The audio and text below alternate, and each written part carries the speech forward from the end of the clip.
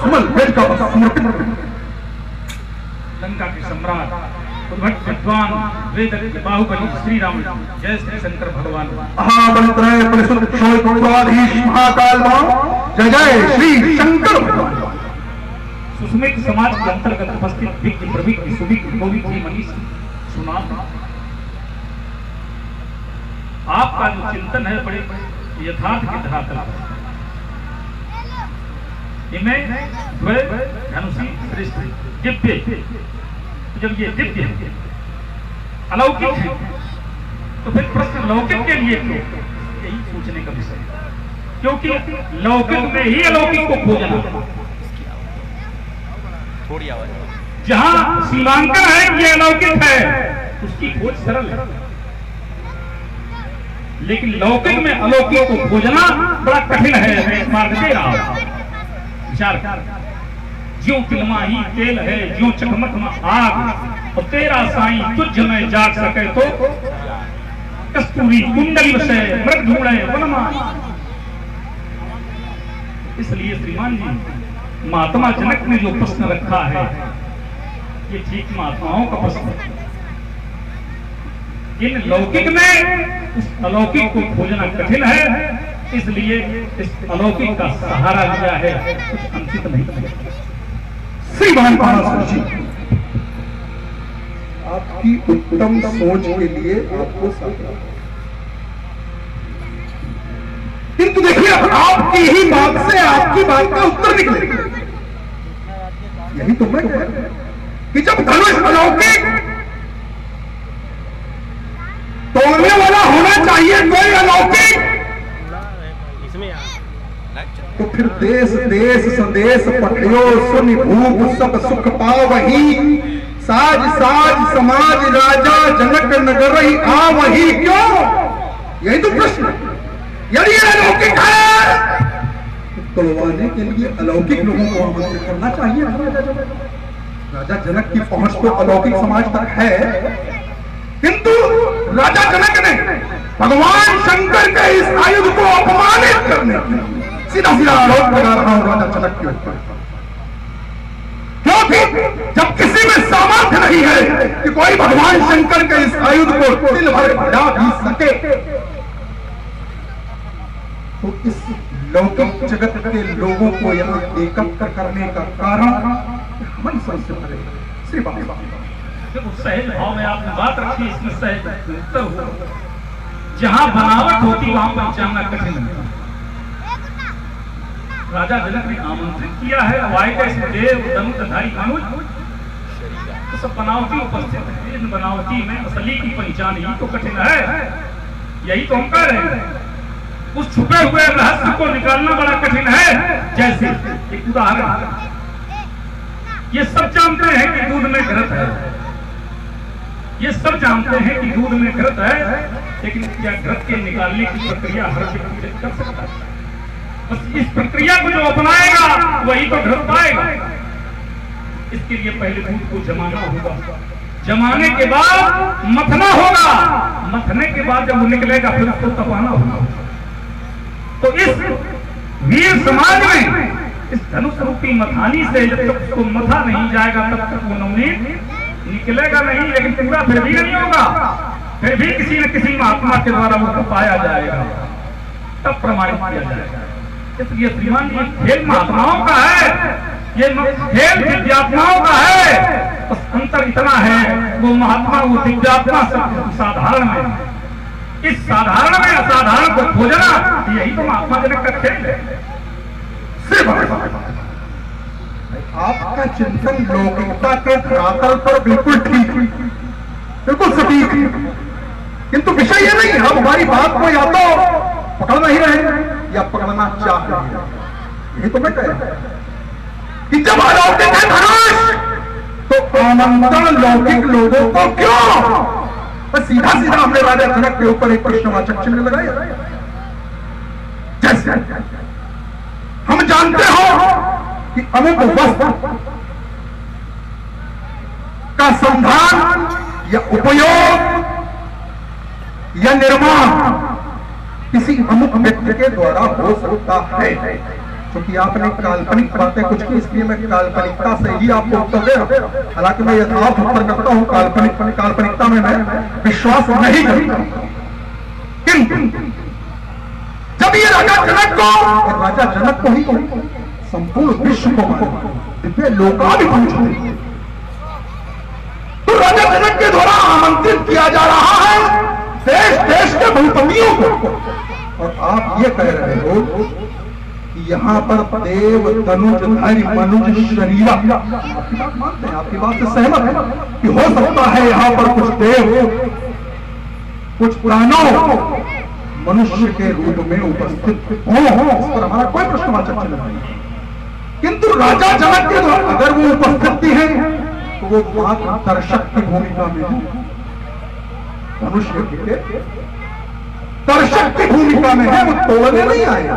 क्योंकि आमंत्रण अगर दिया गया है तो आमंत्रण केवल राजाओं को दिया गया है, वो भी लौकिकता के धरातल के राजाओं को, न कि अलौकिकता के धरातल के। सिर्फ बात वहीं पर केवल समझने का अंतर है। जिस अलौकिक की आप चर्चा कर रहे हैं, जिस अलौकिक के मार्ग पर आप जाना चाहते हैं, वो खड़ा लौकिक धरातल पर है। यही तो विषय संकेत है, और संकेत में सब लोग समझ जाएंगे, कहने की भी आवश्यकता नहीं पड़ेगी। राज समाज विराजत रूढ़, राज समाज लौकिक है तो वो लौकिक में ही छुपा हुआ। अब विषय है कोई लक्ष्य सामने न हो तो उसको सामने लाने के लिए कुछ न कुछ विशेष प्रक्रिया अपनाई जाती है। इसलिए महात्मा जनक ने यह प्रक्रिया अपनाई। महात्मा जनक को आप प्रमाणित कर चुके, जास ज्ञान रवि साधारण तो है नहीं, ऐसे ज्ञानी के द्वारा एक कोई निर्णय लिया गया है तो कुछ विशेष चिंतन है। श्रीमान जी, इतना साधारण इतना हल्का उनका निर्णय हो नहीं सकता। आप जैसे कथन है सीधे वहां से जोड़ दिया जाता है। बड़े बड़े महात्मा विश्वामित्र शरीफे विचार करो, वो भी विचार कर रहे हैं, ऐसे नहीं। विचारने के बाद भी, पहचानने के बाद भी मान नहीं रहे हैं। मान तब रहे हैं जब कसौटी पर कस रहे, जानने के बाद फिर भी नहीं माना गया। तो संकेत में बता, जब उनके यज्ञ में संकट पड़ा उन्होंने विचार किया, प्रभु धरण लेकिन माना तब जब उनके लक्ष्य की पूर्ति कर दी गई, जब उन्होंने कसौटी पर उनको कसा। तो ये लौकिक धरातल था। लौकिक धरातल पर बिना कसे पहचान नहीं होगी, मान्यता नहीं होगी। सिर्फ कहाँ का विषय आपने कहा कोटि कोटि साधुवाद देता। अब देखिए यही एक प्रश्न फिर नहीं होगा नहीं, यही एक प्रश्न का और बहुत जटिल प्रश्न है जिसके विषय में आप वार्ता कर रहे हैं कि विश्वामित्र भी सोच रहे हैं, विश्वामित्र भी विचार कर रहे हैं। क्या राजा जनक के द्वारा उसको धनुष यज्ञ का आमंत्रण भेजा गया? ये तो विषय वह भी मात्र दर्शक की भूमिका में आओगे, वह भी मात्र दर्शक की भूमिका में यहां पर उपस्थित। चलिए छोड़ते। दूसरा, जब भगवान शंकर के द्वारा ये आयोजन धरोहर के रूप में किया गया, देवराज इतिख्यातो निर्ज्येष्ठो महिमा न्यासोयम तस्य भगवान हस्ते दत्तो महामना। सीधे सीधे अर्थात न्यास रूपी धरोहर क्या है, ये समाज को जानना अत्यंत आवश्यक है। धरोहर देखिए 5 प्रकार की: निक्षेप, याचित, अनुवाहित, न्यास और धरोहर। न्यास रूपी धरोहर जिस व्यक्ति के द्वारा किसी को रखने के लिए दी जाती है, कुछ कालखंड हो सकता है, उसके बदले में कुछ आदान प्रदान हो सकता है। क्या विषय है ये? शंकर जी और राजा जनक के, ये उनका विषय। किंतु वह धरोहर मूल स्वामी को वापस मांगने पर जिसके पास रखी है उसे देनी होगी। और राजा जनक ने तो प्रण ले लिया कि हम इसको तोड़वा देंगे तो हमारी पुत्री का विवाह होगा। ताकि मुझे पूर्ण विश्वास है कि राजा जनक ने जिनको जिनको आमंत्रण भेजा उनमें से कोई भी नृपाल तो तोड़ना तो दूर है, सारे लोग मिलकर लग जाएंगे तो भी इसको हिला नहीं। किंतु यदि किसी आपकी बात को यदि मान लें कि कोई अलौकिक व्यक्तित्व यहाँ आया या आ सकता है या मानव रूप में उपस्थित है, उसके द्वारा यदि तोड़ किया गया तो राजा जनक से भगवान शंकर जब कहेंगे कि हमारी धरोहर हमको वापस करो, मैं क्या देगा? श्री बड़ी अच्छी बात आई। एक शब्द आया आमंत्रण, यद्यपि प्रमाणित इस ग्रंथ के माध्यम से इतना नहीं है, आए सुनी, लेकिन आपने किसी ग्रंथ का प्रमाण पढ़ा उसको भी काटेंगे नहीं, क्योंकि सभी लोगों का कार्य है बात को काट करके आगे ना बढ़ाया जाए, बात को बात के माध्यम से आगे बढ़ाया। आपने जिनके लिए कहा उन्हें आमंत्रण नहीं दिया गया, अरे उनसे बड़ा आमंत्रण किसी को मिला ही नहीं। यही तो विचार करने का विषय। सबको केवल सूचना पहुंची होगी और उनके लिए महर्षि भेजे गए, कुलाचार्य गए। आप सब लोग समझते हैं सुखी लोग हैं, तो उनसे बड़ा आमंत्रण किसी का हो सकता है। और इतने पर भी लोग न समझे तो समझकर भी जो ना समझे समझना भी ये कहने का विषय नहीं है। आमंत्रण को भी ऐसा नहीं है कि आमंत्रण न दिया गया हो, हम तो समझते हैं उनसे बड़ा किसी का आमंत्रण हो ही नहीं सकता। अब रही बात धरोहर की, जो धरोहर दी गई है तो बदले में दिया जाता है। अब सारी बातें मान लेंगे, लेकिन एक बात निश्चित है, भगवान शंकर ने आज तक जिसको दिया है कभी मांगा नहीं। हम उस बात कही बातें सब हटा दें। भगवान शंकर ने आज तक जिसको दिया कभी वापस नहीं मांगा। एक मैं उदाहरण दिया, जिस समय हमारे पूर्वज हिरण्याक्ष इनके पुत्रवान थे, लेकिन उनके अनुरूप पुत्र नहीं थे, उन्होंने भगवान शंकर से पुत्र की याचना की तो भगवान शंकर ने अपने पुत्र अंधक को दे दिया। क्या कभी वापस मांगा? भगवान शंकर जैसा दान तभी तो कहा गया, धन धन भोलानाथ तुम्हारे कौड़ी नहीं खजाने। और 3 लोग बस्ती में बसा गए आपस, उनसे बड़ा कोई दानी नहीं है। उन्होंने जिसे दे दिया सो दे दिया, वापस कभी मांगा नहीं। इसलिए श्रीमान इस प्रश्न का महत्व यही से समाप्त हो जाता है। चलिए आप महत्व समाप्त किए देते हैं तो हम केवल इस विषय पर एक पंक्ति की वार्ता करके छोड़ आगे बढ़े। आपने कहा कि भगवान शंकर ने क्या किसी से मांगा देने के पश्चात, और मैं कह रहा हूं कि भगवान शंकर ने जब भी किसी को दिया क्या वहां पर न्यास शब्द का प्रयोग हुआ? देखो इसका नहीं, एक ठहरो, हमारी वार्ता पूरी होने दो। तुमने 2 अंधक भी लाए हो ना, अंधक को ही बताना पड़ेगा अंधक क्या बवाल है। आपका ये कथन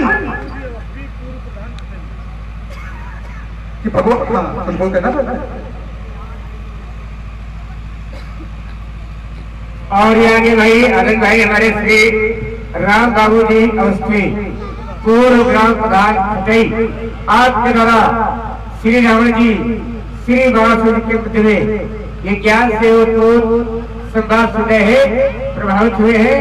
101 पुस्तक श्री रावण जी और श्री बाणासुर के मध्य में सपने भेंट की जा रही है। प्रधान जी को हार्दिक शुभकामनाएं है, धन्यवाद है। भगवान शंकर के द्वारा अंधक भी यदि दिया गया, क्यों दिया गया? यहाँ अंतर है, दोनों को देने में अंतर है। धनुष दिया गया धरोहर के रूप में, किसी ने मांगा नहीं, बिना छोट के। आप जैसा व्यक्ति हो तो वार्ता करने में आनंद आता है, अन्यथा हम मिथले ना हो। आप जैसा व्यक्ति ना हो तो चोट पर चोट वहां पर का प्रयोग हुआ।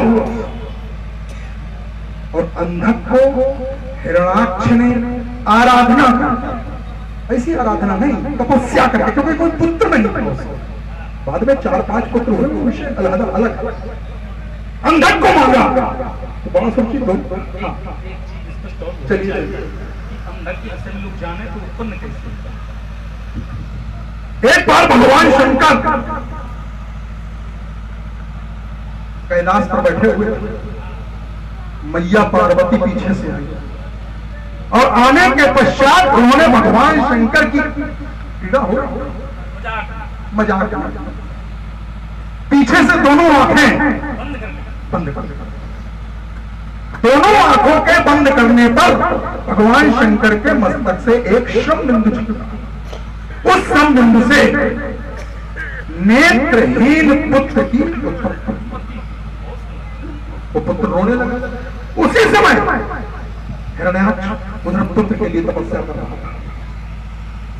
मैया पार्वती भगवान शंकर से ज्यादा दयालु, ज्यादा कृपालु। उन्होंने कहा आपका ये भक्त तपस्या कर रहा है, इसको इस पुत्र को प्रदान कर दिया जाएगा। तब तक हिरण्याक्ष के कोई पुत्र नहीं, हिरण्याक्ष को अंधक प्रदान किया गया और अंधक प्रदान करने के पश्चात हिरण्याक्ष के 4 पुत्र और दिव्य व्यक्तित्व। बाद में उसके नेत्र आए, किन कारणों से आए वो अलग विषय है। अंधक की उत्पत्ति आपके द्वारा कहा गया, बताना चाहिए। अच्छा देखिए, एक चीज और जोड़ देते हैं, अब ये विषय आ गया, बहुत सुंदर विषय। एक सवाल चाहेंगे आपसे, भगवान शंकर का त्रिनेत्र, जो तीसरा नेत्र, वह भी वही उत्पन्न जिस समय मैया ने भगवान शंकर के दोनों नेत्र बंद कर दिए, संपूर्ण सृष्टि में अंधकार छा गया। जब संपूर्ण सृष्टि में अंधकार छा गया, चारों ओर पूर्वाधार जितने देव थे सब भगवा गए। सूर्य अस्ताचल को चले गए, कहीं प्रकाश की लेश मात्र किरण नहीं थी।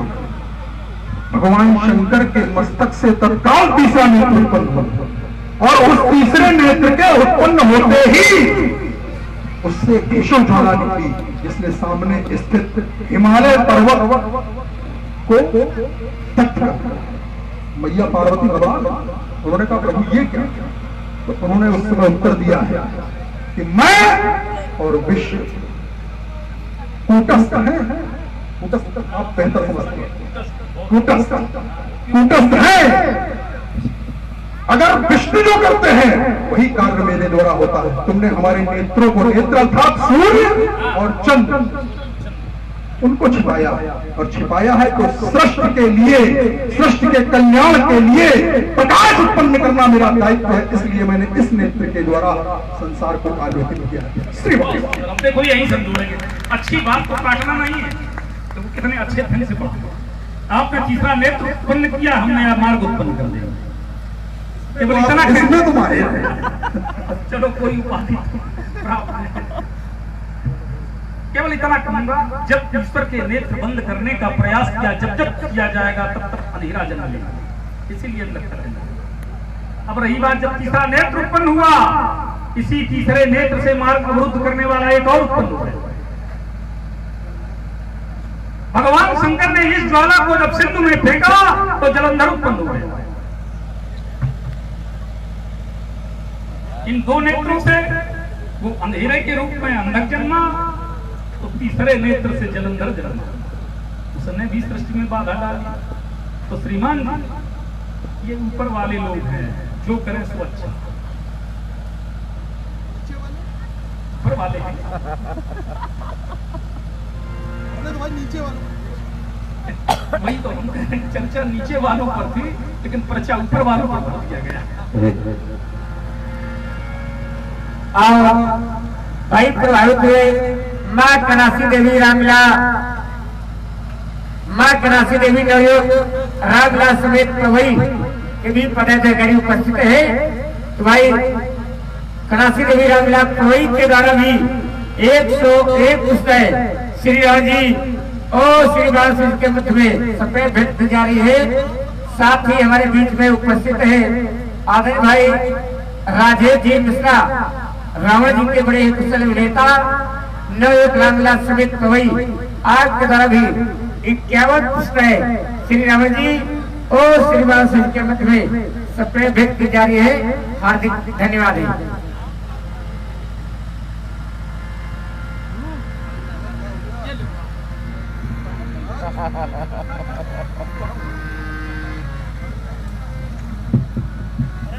आपका ये कथन कि चर्चा नीचे वालों की थी, पर्चा ऊपर वाले का बन गया। हम आपकी बात से पूर्णतः सहमत, लेकिन क्या नीचे वाले ऊपर वालों से योग्य नहीं हुए? हम आपके परिवार की ओर आपको ले चले, संभवतः भूल गए हो, कई बार ऐसा हो जाता है। इतना दिव्यात्मा पुत्र पैदा हो जाता है कि पिता के खत्म को ही भूल जाता है। आपके पिताजी के द्वारा किए गए पुण्य कार्य और उस पुण्य कार्यों के द्वारा उनको मिला इंद्रासन। तो बड़ा सुन, अगर ऊपर वाले श्रेष्ठ हैं तो नीचे वाले भी श्रेष्ठ, नीचे वाले कहीं कमजोर नहीं। और एक अभी पवई से कुछ एक पवई से भी कुछ चर्चा यहाँ आई थी। भाई पवई में अभी हम लोग 2 दिन पूर्व गए थे, 2 या 3 दिन 29 तारीख को। बहुत सुंदर कमेटी, बहुत सुंदर, और इतनी दिव्य लीला का आयोजन इन लोगों के द्वारा किया गया। वहां के नौजवान, मैं तो उनके भाव को देखकर मुझे लग रहा था काश ये लोग हमको मिल जाते तो हम इससे जाने कहां पहुंचा। तो एक बार मैं सबसे निवेदन करूंगा कि पवई कमेटी के लिए जोरदार तालियां यहाँ उपस्थित है। दूसरा, श्री बाबा मैं चिंतन इस विषय पर कर रहा हूँ, अचानक हमारा मस्तिष्क पहुंचता है। नीचे वालों को बोलना चाहते हैं। आपने बड़ा एक मार्मिक प्रश्न रखा, ऊपर वाले महत्वपूर्ण है तो क्या ये नीचे वाले? ये बहुत सही चिंतन है। क्यों? एक बार ये प्रश्न आया, लोगों ने प्रश्न खड़ा किया, अग्नि कभी आदित्य नहीं है, झरना कभी न सागर है, भक्त सदा ही खच्चर है, भगवान सदा ही। तो दूसरा वही खड़ा था, बोले ऐसा नहीं है, अग्नि से आदित्य बना है, झरने से सागर बनता है, और भक्त बने भगवान तो भगवान से बढ़कर बनता है। उचित जोरदार तालियां तो बजानी चाहिए आप लोगों को भाई, तो सुंदर बात है। और इसी बात से प्रभावित हुए गुप्त स्वरूप से 21 प्रेम प्रसूल श्री राम जी के लिए 21 प्रेम प्रसूल श्री बाबा के सप्रेम भेंट की जा रही है। हार्दिक धन्यवाद है। और इसी क्रम में ब्रह्मदेव रामविलास समेत करोड़ के भाई संयोजक आदरणीय भाई हमारे राजेंद्र तिवारी, आपके द्वारा भी ये 101 पुस्तक दोनों हाथ लोगों के क्षेत्र में सागर से पता है। हार्दिक धन्यवाद है। भाई मैं सही हूं भाई, ये गड़बड़ कर रहा है। आपको जरूर बुलाते रहो भैया, आपको जरूर बुलाते रहो। हो जाओ श्री महाराज, हमारा चिंतन पहुंचा कि आप क्या कारण है कि आप भगवान शंकर के इस पुनीत आयुध को तोड़ा या भगवान शंकर के आयुध के टूट जाने के समर्थन में विचार नहीं कर पा रहा? क्यों? आपका अधिकार आपके पिता के पिता के पिता हिरण्याक्ष से पूर्व में अगर चले जाए, अधिकार स्वर्ग पर था, देवताओं का नहीं था। क्यों? दैत्य देवताओं से बड़े बड़े, दैत्यों का अधिकार स्वर्ग पर था, किंतु देवताओं ने छल के द्वारा दैत्यों को पराजित करके स्वर्ग से निष्कासित कर दिया। श्री बाणसुर जी कहीं ऐसा तो नहीं कि इसीलिए मौका है निपटा दो, ऐसा कुछ विचार तो आपके नहीं है? इस पर चिंता देखिए, ये विचार हमारा है तो नहीं, यद्यपि कालखंड से जोड़ा जाए तो तुमने हमने कोई अंतर नहीं,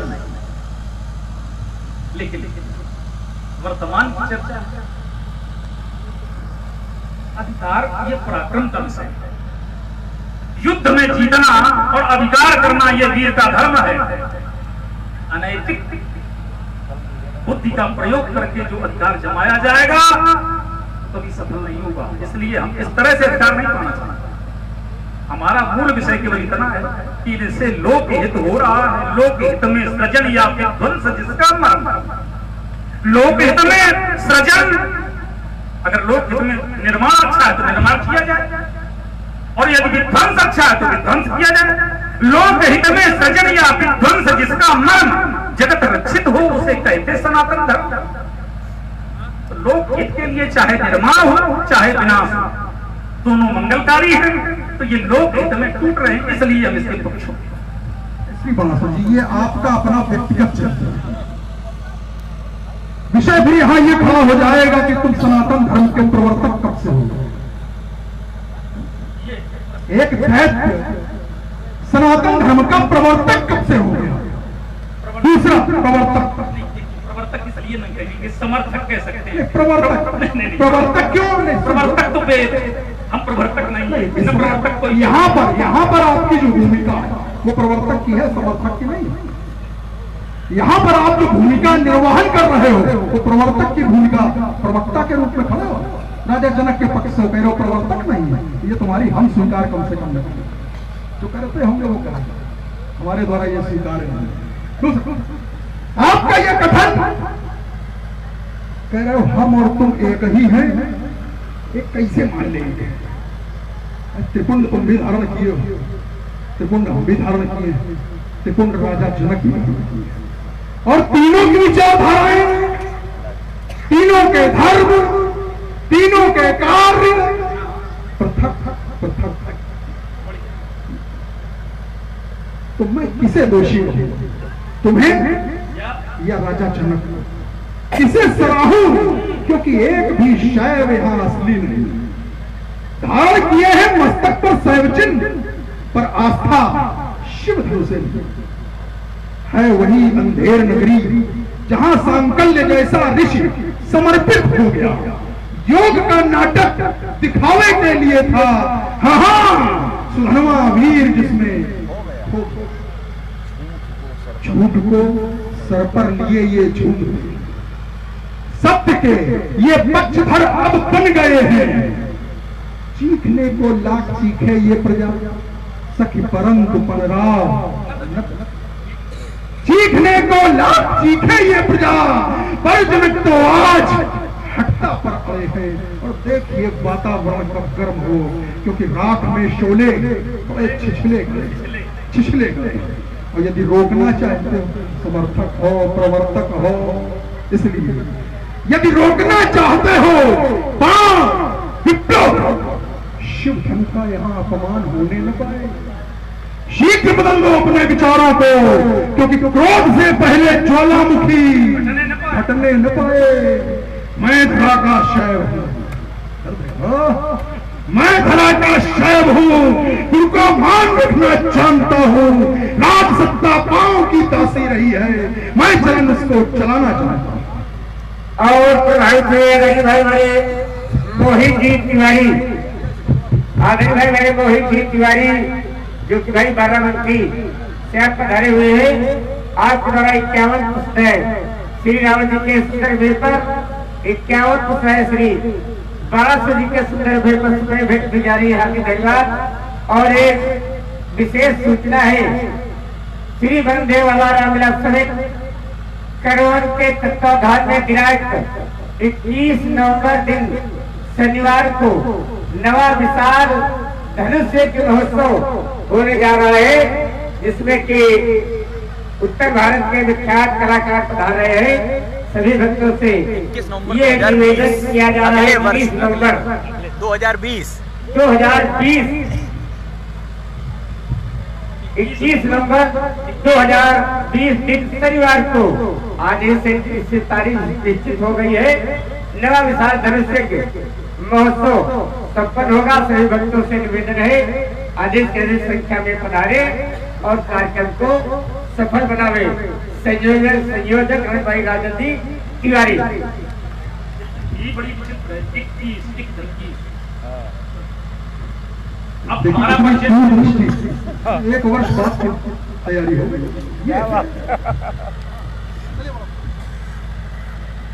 अब हमारा परिचय आप जानिए। मेरी खामोशी को कमजोरी समझने वालों, मेरी खामोशी को कमजोरी समझने वालों, इतना समझ लो कि रात के नीचे अक्सर अंगार दबी चोट मीठी जरूर होगी लेकिन प्राण घातक।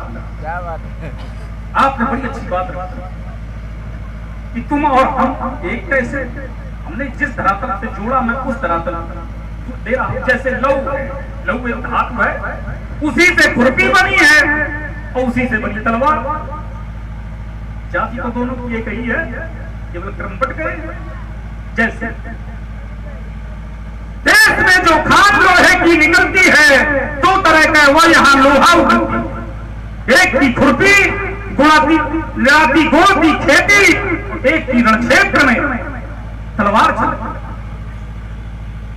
तो है तो एक ही, केवल आकृति बदल गई है, क्रम बदल गया। इसलिए श्रीमान जब इस धरातल से कहा था जो तुम्हारा है चरित्र वही हमारा है, केवल अंतर मात्र थोड़ा सा है। अब रही बात, अब असली नकली पर बात आ गई, तो इसलिए असली नकली के चक्कर में न पड़ो। हाँ, हमारा तो केवल इतना कथन है कि इस मार्ग को ठीक इसी तरह से पढ़ाते चले। इस मिथिला में कुछ कहने से पहले विद्वानों से सम्मति ले लो, मत ओढ़ो सिर पर भारत सानन, अंतर की प्रज्ञा खोलो। निंकुल में थे देवराज जिन्होंने महायज्ञ रच डाला था, होकर प्रसन्न शिव शंकर ने ये आयु उनको दे डाला था। और जिस हेतु हुआ निर्माण धनुष का, वह कार्य विश्व से पूर्ण हो चुका। त्रिपुरासुर का कर विनाश, ये शस्त्र विश्व से यज्ञ हो चुका। अब होने दो वैदेही विवाह, मत मत में विष घोलो। इस मिथिला में कुछ कहने से पहले विद्वानों से सम्मति ले लो। विद्वानों से सम्मति, हमसे बड़ा विद्वान कोई? सम्मति हम किससे ले ले? कोई हमसे भी बड़ा विद्वान है किससे हम सम्मति ले ले? तो मैं दीप हूं, मैं दीप हूं, जलता हूं।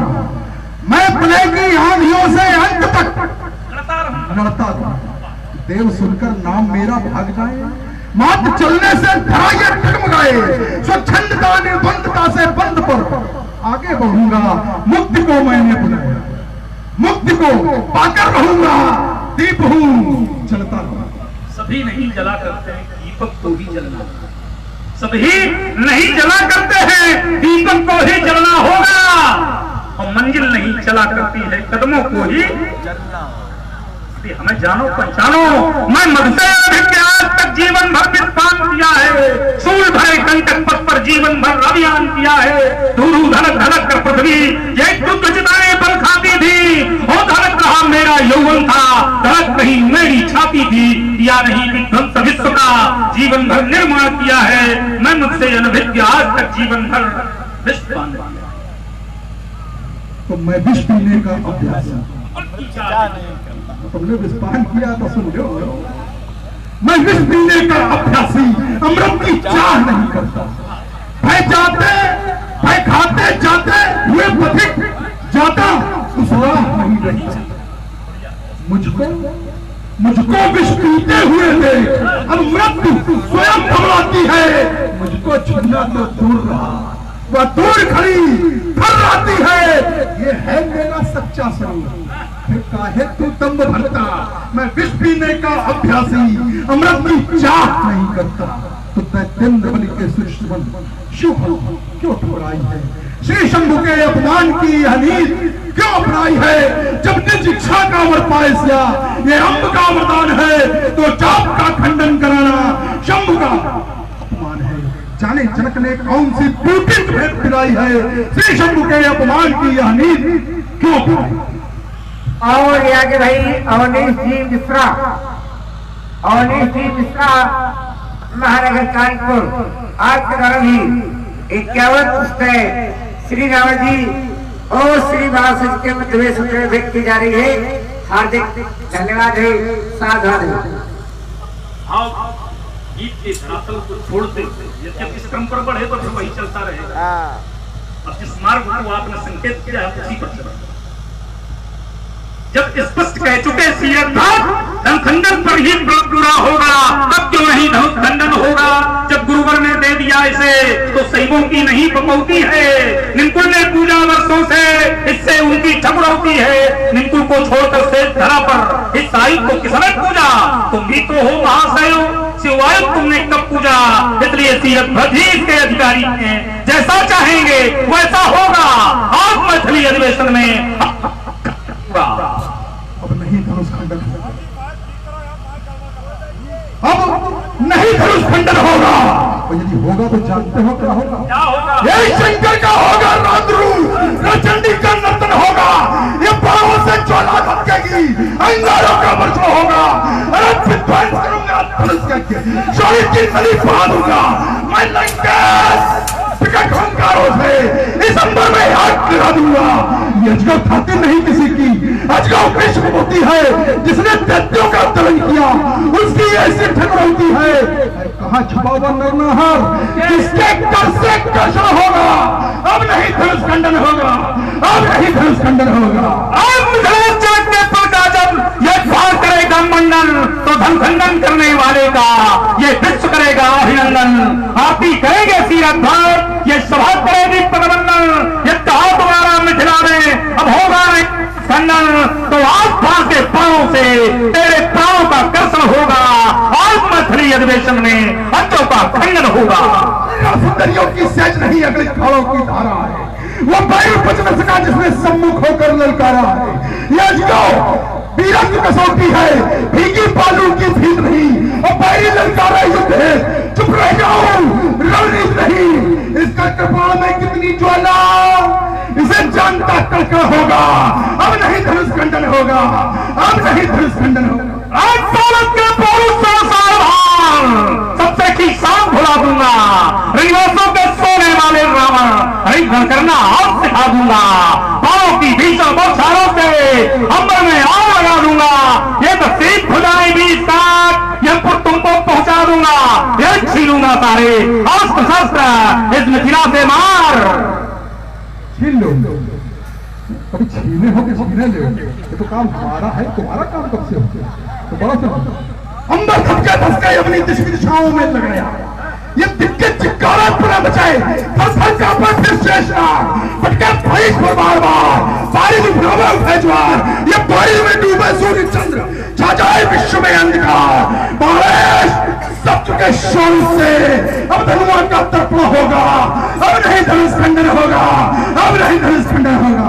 हाँ, आप लोग देख रहे हैं बहुत ही सुंदर रावण और श्री बाणासुर का सुंदर संवाद। इसी से प्रभावित हुए हैं हमारे भैया ज्ञानू जी तिवारी, माँ कनासी नवयुग रामलीला समित ग्राम पवई।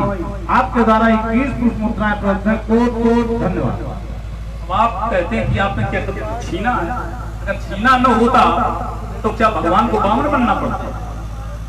इसलिए अब हम इस बात को गीत के माध्यम से ही जुड़ना चाहते हैं। क्रोध की कराल ज्वाल, ये सम्मुख सुभटों के सोने की सहिता पाऊंगा और रुंडों के ढेर हाथ लगा के दिखाऊंगा। अपनी कलाओं को प्रगटा करके मैं योगनी पिपासी को रक्त में पिलाऊंगा। ऐसी न करो तो सबक शंकर की ये यार सत्याग नहीं प्राण में कमाऊंगा। अरे तो टूटे ये त्रिभुवन काल भाई बन जाएगा, ये नाचेगा सब सिंह में उबाला जाएगा। ये चंडी ने कपड़े पिछाचनी आ जाए सुबह तो बात का भाग्य फूट जाएगा। खड़गेगी चंद्रहास में तो शाही शोषण का दिवाला फूट जाएगा। आज जही रहे आगे को बढ़ाऊंगा। दो सुबह कठिले नमनों की और माला बनाकर आपको पहनाऊंगा। कोपे की चंडी पीकर उधेड़ना सोते स्मशान के वो प्रेत चल जाएंगे। तुम ही हो जाओगे मिथिला से भागने। तो चलो लिखाओ अब ही कान बड़ी परिबंध जो ढाए चढ़ाए के ये तोड़े धनुष वही जो करे खंड न खंडा मैं करना न तुम इसलिए जिनके कछ विचार मन माही तो चाँद समीप नहीं न जाही। एक बार शिव प्रेमियों प्रेम से उद्घोष करो सबल शंकर भगवान की।